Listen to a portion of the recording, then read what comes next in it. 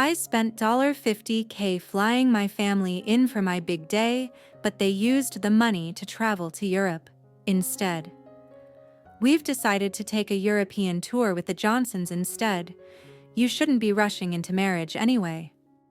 I stared at the WhatsApp message on my phone, reading it 4 times before my brain could process what I was seeing. 3 days before my wedding.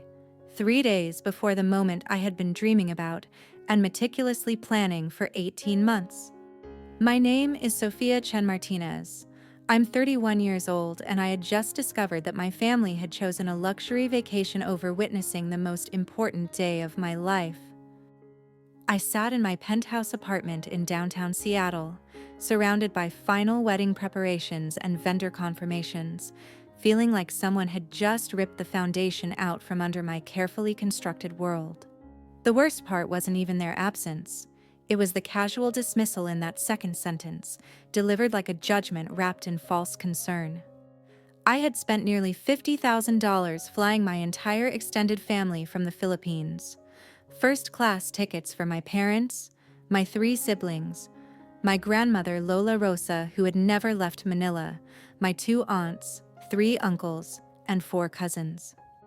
I had booked them into the Fairmont Olympic Hotel's executive suites, arranged private transportation throughout their stay, hired Filipino translators for the older relatives, and even organized a pre-wedding celebration featuring traditional Filipino cuisine catered by the city's most expensive Filipino restaurant.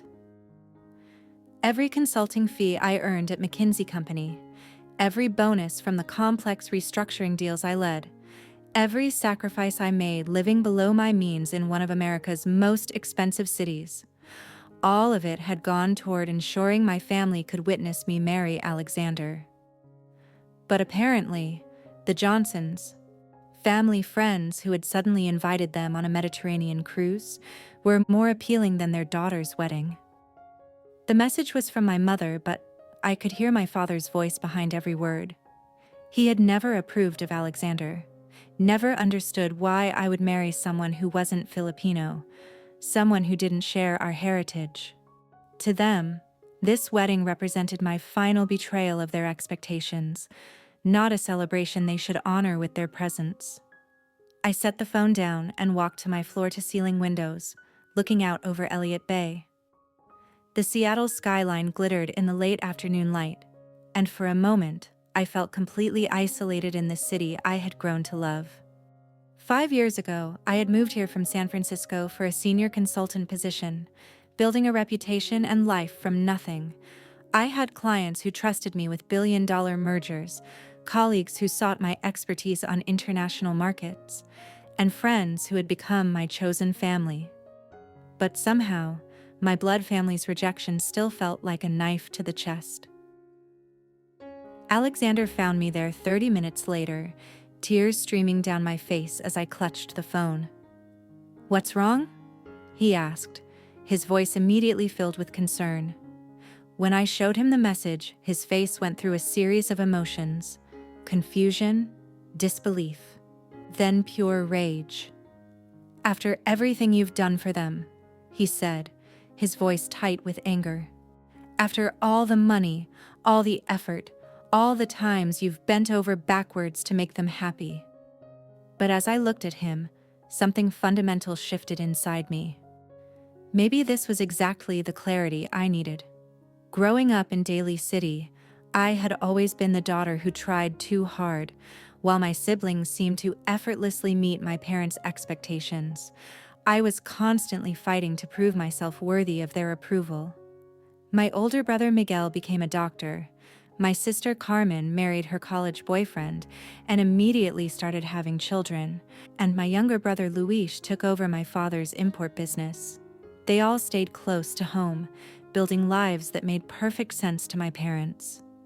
I was the anomaly, the one who insisted on studying business instead of nursing, who dreamed of working in international consulting, who saved money for MBA applications instead of planning a wedding. When I announced I was moving to San Francisco for my first consulting job, my mother cried for days. "You're abandoning your family," she said. "You're choosing money over love." But I hadn't been choosing money over love. I had been choosing myself over their limitations. In Seattle, I discovered capabilities I never knew I possessed. Within 3 years at McKinsey, I had led the restructuring of a major airline, advised tech companies on Asian market expansion, and earned recognition as one of the firm's rising stars.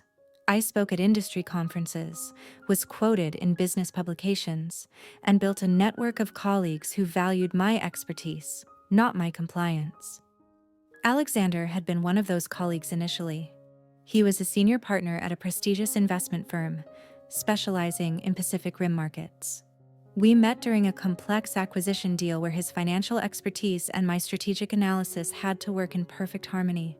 He was brilliant, supportive of my ambitions, and completely unintimidated by my success.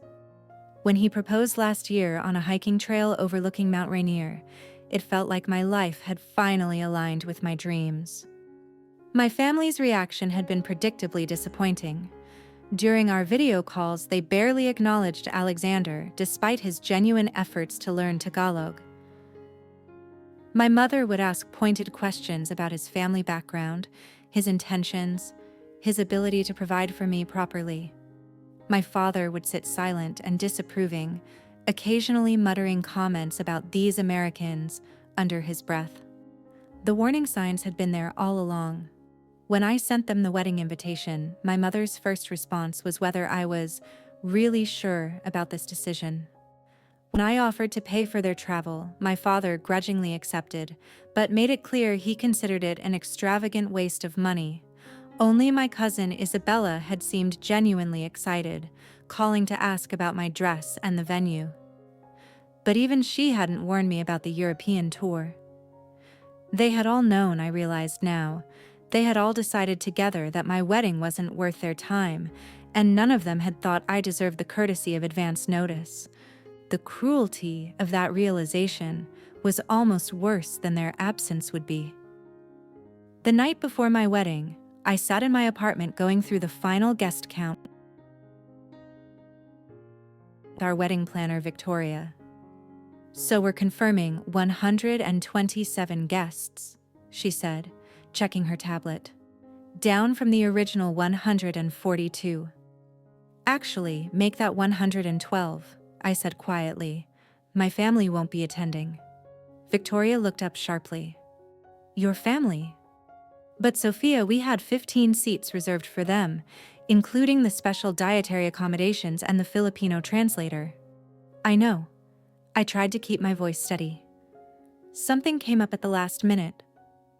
The lie felt necessary. I couldn't bear to explain the truth to someone I barely knew, couldn't handle the pity or the awkward condolences that would follow. Victoria was professional enough not to press for details, but I saw the concern in her eyes as she adjusted the seating arrangements. After she left, Alexander and I sat in heavy silence. He had been furious when I told him about the message, ready to call my parents directly and demand an explanation, but I had stopped him. What was the point? They had made their choice, and nothing he could say would change their minds or heal the wound they had opened. "Maybe this is for the best," I said, surprised by my own words. Alexander turned to look at me. "How can you say that?" "Think about it," I continued, the thoughts crystallizing as I spoke. Would we really want people there who disapprove of our marriage? Who think I'm making a mistake? Who couldn't even be bothered to tell me they weren't coming until 3 days before? He was quiet for a moment. "You've been carrying their disapproval this whole time, haven't you?" I nodded. "I kept hoping they would come around, that they would see how happy you make me, how good we are together. But they've already decided who I should be, and it's not who I actually am." The realization was both liberating and heartbreaking. I had spent years trying to bridge two worlds, my Filipino heritage and my American dreams, believing I could make my family understand. But they didn't want to understand. They wanted me to be someone else entirely. That night, I called my maid of honor, Rachel, who had become my closest friend since moving to Seattle. When I told her what had happened, she was quiet for a long moment. "Sophia," she finally said, "I need you to know something. Tomorrow is going to be the most beautiful day, surrounded by people who love and support you exactly as you are. Your family's loss is our gain." She was right.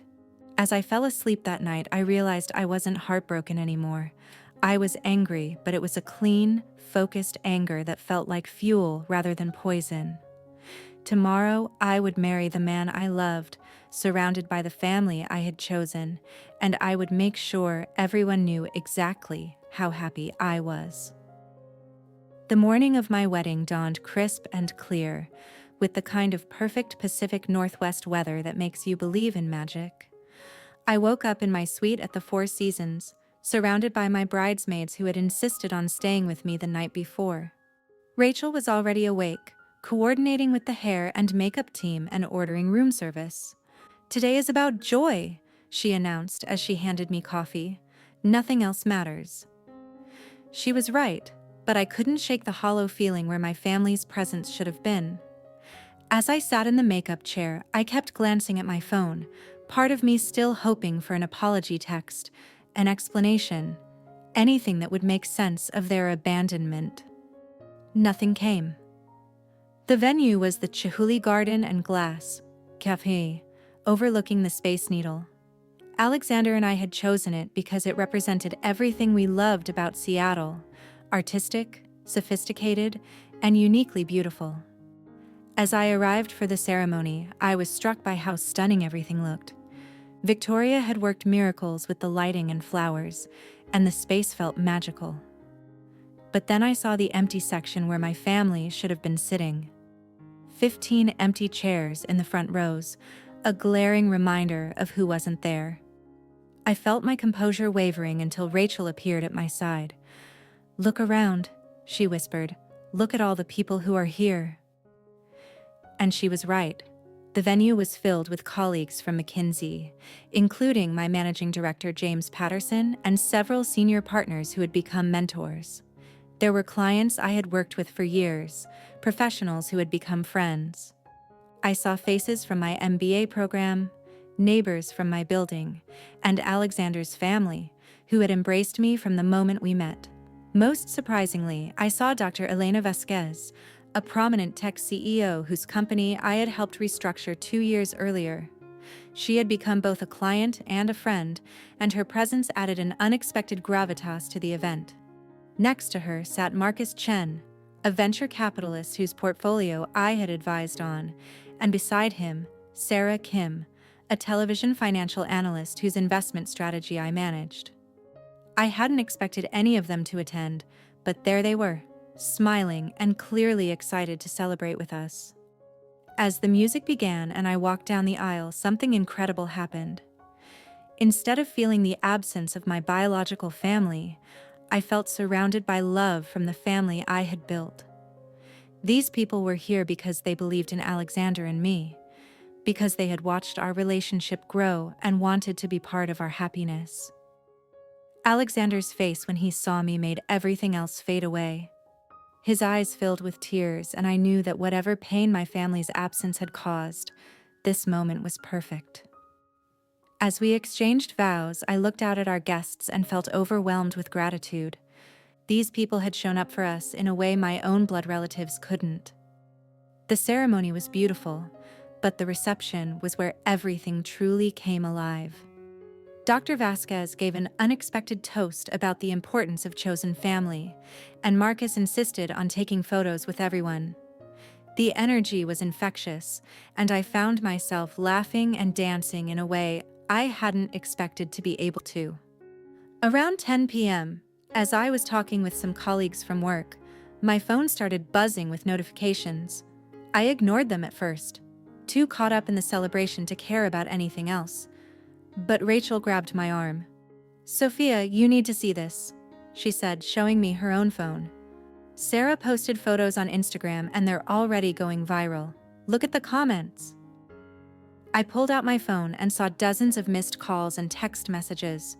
Something was happening, but I was too happy to care what it was. "Sophia, you have to see this," Rachel said, pulling me aside as the reception continued around us. She showed me her Instagram feed, where Sarah Kim had posted a series of photos from our wedding. The images were stunning. Me laughing with Dr. Vasquez, Alexander and me cutting the cake while surrounded by guests. Group shots that captured the joy and elegance of the entire evening. But it was the caption that caught my attention. Sarah had written, "Celebrating the beautiful union of two incredible people tonight." Sophia Chen Martinez is not only a brilliant strategist, but also one of the most genuine souls I know, wishing you and Alexander a lifetime of happiness. The post had already garnered thousands of likes and hundreds of comments. People were asking who I was, commenting on how beautiful the wedding looked, and several business publications had already reached out to Sarah for more details about the event. "This is insane," I said, scrolling through the notifications. I had no idea she was going to post anything. "And look at this," Rachel continued, showing me another post from Dr. Vasquez. She had shared a photo of herself, Alexander, and me with the caption, "Honored to celebrate these two amazing people tonight. Sophia's expertise helped transform our company, and her friendship means even more. Here's to love and success." I felt a surge of pride and disbelief. These weren't just clients anymore. They were friends who were publicly celebrating our relationship and my professional accomplishments. The wedding that my family had dismissed as a mistake was being showcased to thousands of people as something beautiful and meaningful. My phone kept buzzing with notifications, but I decided to ignore them. This was my wedding night, and I wasn't going to let anything distract from the joy I was feeling. Alexander found me on the dance floor, spinning me around as our friends cheered. "Are you having fun?" he asked, his eyes bright with happiness. "The best time of my life," I said, and I meant it completely. As the evening wound down, our guests began to say their goodbyes. Dr. Vasquez and Marcus both hugged me warmly, telling me how honored they were to be part of our celebration. "You deserve all the happiness in the world," Sarah whispered as she hugged me goodbye. Alexander and I retreated to our honeymoon suite around midnight, exhausted but euphoric. We sat on the balcony overlooking the city, still in our wedding clothes, sharing a bottle of champagne and reflecting on the incredible day. "I can't believe how perfect everything was," Alexander said. "Did you see how happy everyone looked? Your speech during dinner had people in tears." I smiled, remembering the moment when I had stood up to thank our guests. I had spoken about chosen family, about the people who show up for you, not because they have to, but because they want to. Looking out at those faces, I had felt more supported than I ever had in my life. "I keep thinking about something Dr. Vasquez said during her toast," I continued, "that the best families are the ones you build yourself, not the ones you're born into." Alexander reached for my hand. "Your family missed something extraordinary tonight. But honestly, I'm glad they weren't here. This felt like us, like our real life, without any of the judgment or negativity." He was right. As difficult as their absence had been initially, I realized that my biological family's presence would have changed the entire energy of the evening. There would have been tension, disapproval, awkward moments that would have overshadowed the joy. Instead, we had celebrated with people who genuinely loved and supported us. The next morning, I woke up in the honeymoon suite with Alexander's arms around me and the Seattle skyline gleaming in the morning light. For a blissful moment, I felt nothing but contentment. Then I remembered the buzzing phone from the night before and reached over to check my messages. What I found made me sit up in shock. 52 missed calls, over 150 text messages, dozens of social media notifications, and they were all from my family in the Philippines. "Alexander," I said, shaking him gently awake, "you need to see this." The messages had started around 11 p.m. the night before, just an hour after Sarah's Instagram post had gone live. The first one was from my cousin Isabella. Sophia, why didn't you tell us who was going to be at your wedding? Then my mother. We saw the photos online. This is embarrassing for our family. Why did you not inform us about these important people? My father. You have made us look foolish. How could you not tell us Dr. Vasquez was attending? My brother Miguel. Everyone in Daly City is talking about the photos. You should have told us this was going to be such a big event. The messages grew increasingly frantic as the night progressed. Apparently, news of the wedding had spread quickly through their social circles in the Philippines and California. Dr. Vasquez was well known in international business circles, and Sarah Kim was a celebrity throughout the Asian American community. My family's friends and neighbors had seen the posts and were asking why they hadn't attended their own daughter's wedding to such an important event. Look at this one, I said to Alexander, showing him a message from my Aunt Teresa, the same aunt who had organized the European tour that was more important than my wedding. She was asking if there was still time to fly to Seattle to extend congratulations in person. Alexander read over my shoulder, his expression growing darker with each message. They're upset that they missed out on the social status, not that they hurt you. He was absolutely right. Not a single message contained an apology for abandoning me. Not one acknowledged the pain they had caused or expressed regret for missing my special day.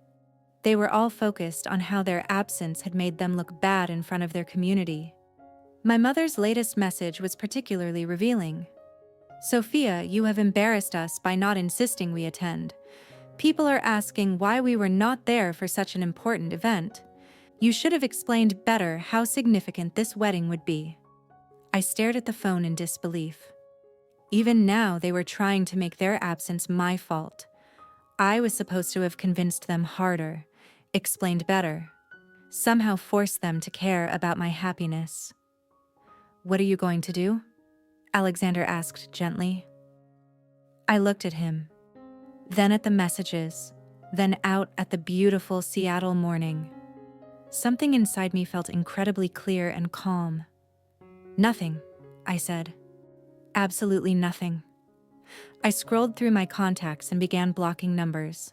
They made their choice when they decided a vacation was more important than their daughter's wedding. They don't get to change their minds now because they realized it might have been advantageous to attend. Alexander watched as I systematically blocked my parents, my siblings, my aunts and uncles, and every family member who had sent demanding messages. Are you sure about this? I nodded, feeling lighter with each blocked contact. I'm not their entertainment or their social climbing opportunity. I'm done being their disappointment. 3 hours after I had finished blocking my family's numbers, I did something that felt like the most natural decision in the world.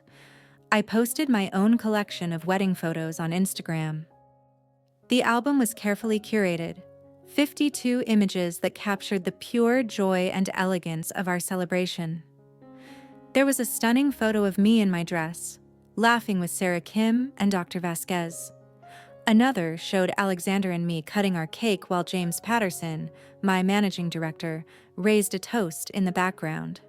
The group shots were incredible, showing a room full of successful, happy people genuinely celebrating our love. But my favorite photo was one Rachel had taken during the reception.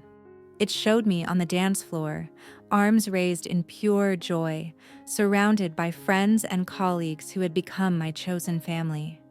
My face was radiant with happiness, completely free of the anxiety and approval-seeking that had defined so much of my relationship with my biological family. I wrote a simple caption, "The most perfect day with the most perfect people." So grateful for everyone who traveled near and far to celebrate with Alexander and me. This is what love looks like, being surrounded by people who choose to show up for your happiness. #chose. Family # Seattle wedding # grateful. Within minutes, the likes and comments started pouring in. Colleagues, friends, and acquaintances were congratulating us, commenting on how beautiful everything looked, and expressing amazement at the guest list. Several people mentioned seeing the photos shared by Sarah and Dr. Vasquez, and the reach was expanding exponentially.